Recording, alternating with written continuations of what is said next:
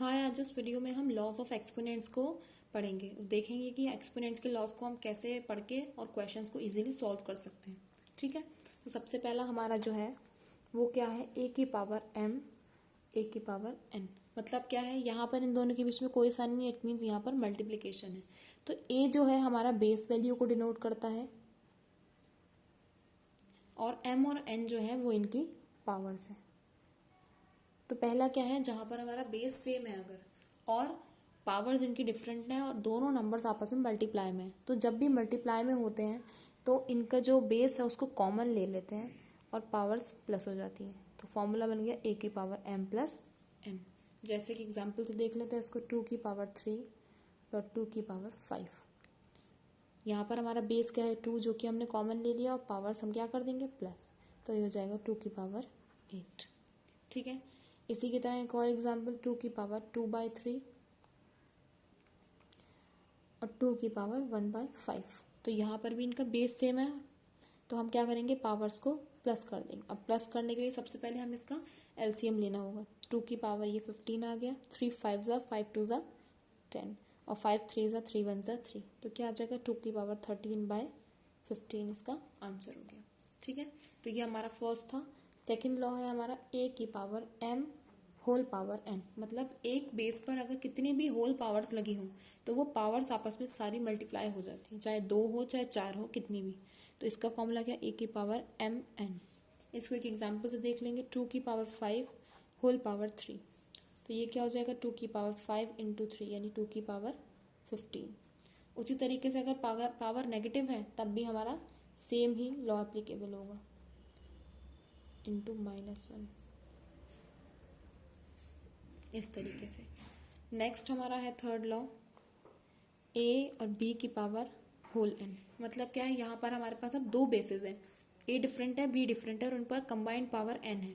तो इसका मतलब ये है कि ये जो पावर है ए के लिए भी है और इसको बी के लिए भी है। अब हम इसको ओपन करके इजीली सिंप्लीफाई कर सकते हैं।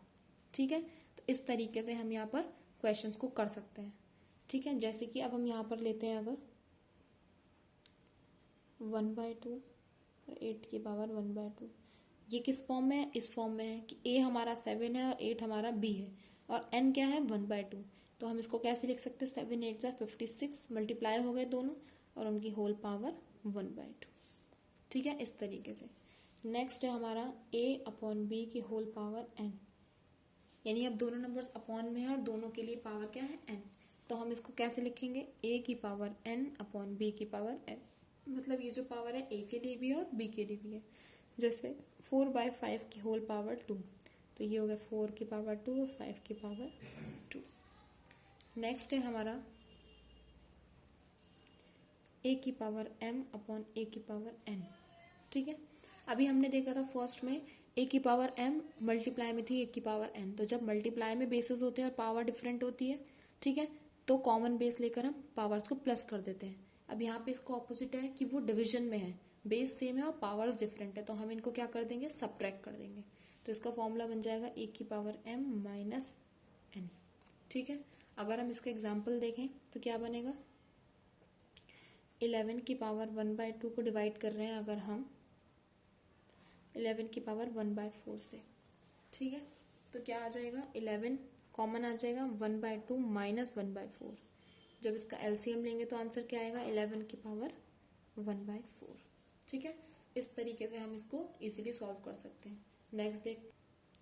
नेक्स्ट है हमारा a की पावर -n। यानी अगर किसी भी नंबर पर या किसी भी बेस पर पावर नेगेटिव होती है तो अगर उसको रेसिप्रोकल कर दें, यहाँ पर कुछ नहीं है तो 1 माना जाएगा, इसको रेसिप्रोकल कर देंगे तो पावर पॉजिटिव में कन्वर्ट हो जाएगी। जैसे यहाँ पर है हमारे पास 4 की पावर -3, तो ये बन जाएगा 1/4 की पावर 3 बन जाएगा। ठीक है, नेक्स्ट क्या है हमारा a की पावर 0। यानी किसी भी अगर नंबर की या किसी भी बेस की पावर अगर 0 होती है तो वो कंप्लीटली पूरा का पूरा कन्वर्ट हो जाता है 1 में। ठीक है, जैसे कि मेरे पास है अगर 2 की पावर 0, तो ये क्या बन जाएगा, कंप्लीटली 1 में कन्वर्ट हो जाएगा। ठीक है, नेक्स्ट है हमारा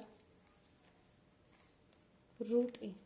इसको हम क्या बोलते हैं, स्क्वायर रूट है। स्क्वायर रूट का मतलब क्या होता है कि इसको मतलब डबल पेयर होता है, यानी 2 से इसको करते हैं। तो जब हम इसको ओपन करते हैं तो ये क्या कन्वर्ट हो जाता है, हाफ में, a की पावर 1/2। जैसे √2 है अगर, तो मैं इसको कैसे लिख सकती हूँ, 2 की पावर 1/2। 2 किससे आता है, √2 इंटू √2 से आता है, यानी 2 का आधा क्या होता है, √2 होता है। तो इसलिए 2 की पावर 1/2 किसके इक्वल हो गया, √2 के। उसी तरह इसका एक जनरल फॉर्मूला होता है n√a, मतलब अगर a के बाहर n रूट है तो क्या हो जाएगा, a की पावर 1/n। अब n can be anything, n is equal to 1, 2, 3, 4, 5, कुछ भी। 2 को हम शो नहीं करते हैं, उसको सीधा स्क्वायर रूट लिखते हैं। 3 को हम शो करते हैं क्यूब रूट में, तो ये क्या हो जाएगा, 4 की पावर 1/3। तो ये कुछ हमारे एक्सपोनेंट के सिंपल रूल्स थे जिसको हमने आज पढ़ा। इसके बेसिस पर ही हम आगे क्वेश्चंस करेंगे, ठीक है, जो थोड़े डिफिकल्ट होते हैं, जिसमें हम इन्हीं की मदद से उनको सॉल्व कर सकते हैं, ठीक है। तो आपकी कोई भी क्वेरी हो तो you can ask me in the comment section. Thank you.